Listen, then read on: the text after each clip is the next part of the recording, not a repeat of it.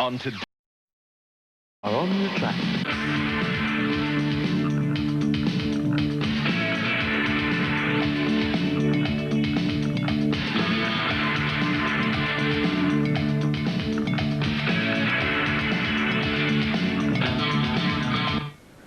Well, Clary's very excited about winning the Golden Slipper, and I'm very excited about having my old mate back after a week off, and it's a very good morning to you, John Tapp. Good on you, Simon. How you doing? I couldn't be doing much better, to be honest, and we'll have a look at it later. The Moondar Plate down at Caulfield yesterday, but there's a sniff of spring in the air, and I always like that time of winter when it starts to turn around. It's nice. Certainly is, mate. Same up here. We've had better weather than you, really. I don't want to rub it in, but we've had a succession of lovely days in Sydney. And the Randwick track yesterday, as you know, Randwick has been under fire in recent weeks following rain. But yesterday we found out that when it's dry, Randwick's as good as ever. The last winner went 56.62 for 1,000 metres. Yeah, well, that is flying. And a fella that was flying there yesterday was Darren Beedman. He's broken the riding record, and what a lovely man to be able to do it. Simon, you're going to get all sorts of arguments regarding the relative merits of Darren's performance as opposed to the late Billy Cook. You can argue for and against. You know, in Cookie's day, his tally included provincial meetings. Darren's doesn't. In Billy's day, there were 6 and 7 races on a program. Darren, of course, rides at some meetings where there are certainly 8, sometimes 9. You could argue about it all day long, but I do know this. I met Billy Cook in the latter part of his life, long after he retired as a jockey, and I somehow rather fancy that if old Bill, watching from the big grandstand in the sky, could have picked any Sydney jockey to break his record, I think he might have picked Darren Beedman. And Kenny Callender certainly agrees with me. Well, I can't hold the spotlight today. That belongs to Darren Beedman. What a great achievement to break a 50-year-old record of Bill Cook. I've got the man of the moment with me here now. Here he is. Darren, congratulations. Thanks, Kenny. You must be very proud of yourself. Yes, I am. It's, you know, I sort of wanted to be leading jockey at the start of the season or try and get somewhere close to it. But it wasn't until I got to about 80 or 90 wins that I put that goal in sight. I think if I put that in my sight straight away and when I first start off, I think it's a bit of an ask, you know. Well, next year, what are you going to do? Are you going to chase it again, or are you going to ride interstate? I'll just weigh up and just see the options.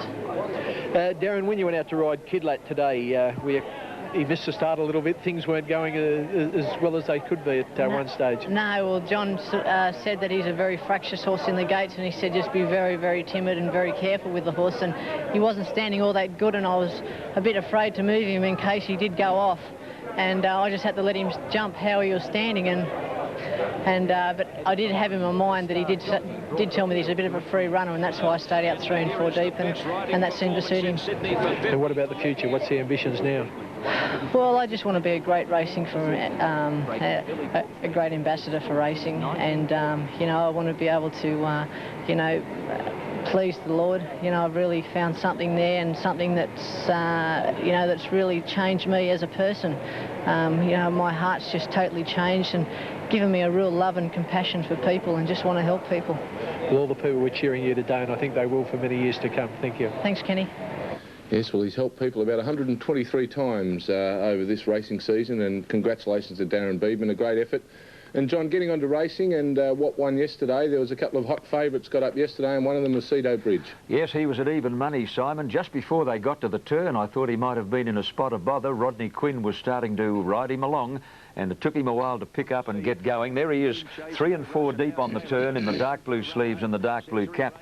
Coming over the rise, Century Rain in the red colours, goes up to join the early leader, Mountain High. Getting the rails run, Coup d'Azan, but now Cedo Bridge is starting to gallop, and this 4-year-old gelding by Bellotto, whose progeny have been winning all over the place lately, surges to the lead with 100 to go. Rod Quinn says, home you go, boy, and Cedo Bridge at even money races home to beat Century Rain with Coup d'Azan, a very good third. This horse will keep getting better too, Simon. Yes, Billy Cave out there at Warwick Farm, he'd be very happy the way he's going. I think he could probably come up to some better races over distance as well. I imagine they'd already be looking at the Metropolitan. Yeah, I'm sure they would be, and congratulations to him. And he was in a bit of trouble at the corner, but he got out of that very well. Now, race 8, a young fella that started down in Melbourne, Danny Beasley. He's up there with Kerry Jordan now, but he rode a perfect race in the last. Yes, he's our leading apprentice, Simon. That was his 38th Metropolitan winner yesterday, and he's going to win the Apprentices Premiership by a handy margin from Nathan Stanley and Mark Newnham. Now, look at this little horse. He was bred in Victoria, Simon. It actually sold at a Melbourne sale. He's by Party Leader, and he is flying in front as they come over the rise. Another southerner, Brawny Spirit, is in second place as they top the hill, and the big chestnut horse with the baldy face is Krasnopolski. Now, see the horse getting into second spot now. His name is Circle the Globe. He took a little ground off Inroads in the last bit. He too is very, very promising, but Inroads blistered over the 1,000 metres in 56.62, one of the fastest 1,000-metre runs at Randwick in years. It's got to be a big compliment for the track too. You've had a lot of rain the last couple of weeks, and for that to come up the way it has, I think it's a real good effort from the AJC. Certainly is, mate. Well, as I said earlier, Randwick's copping plenty of flack nowadays, but you can't knock the way it was yesterday in the middle of winter. Certainly can't. Now, John, I told you before, there's a sniffer spring in the air yesterday. The Moondale Plate's a listed race down here in Melbourne. It sort of gets us warmed up for the spring, and Royal Rubiton was too good for his charges yesterday. Yes, trained by a lady called Kerry Denning and ridden by Therese Payne, and we're going to pick them up as they swing to the turn in the Moondar. Royal Rubiton has the bright pink colours, is sharing the lead with Rocky Sprint on the inside. Now there's Sequelo with the white blaze. He never got on the track under his 57 kilos. I thought he ran a terrific first up race.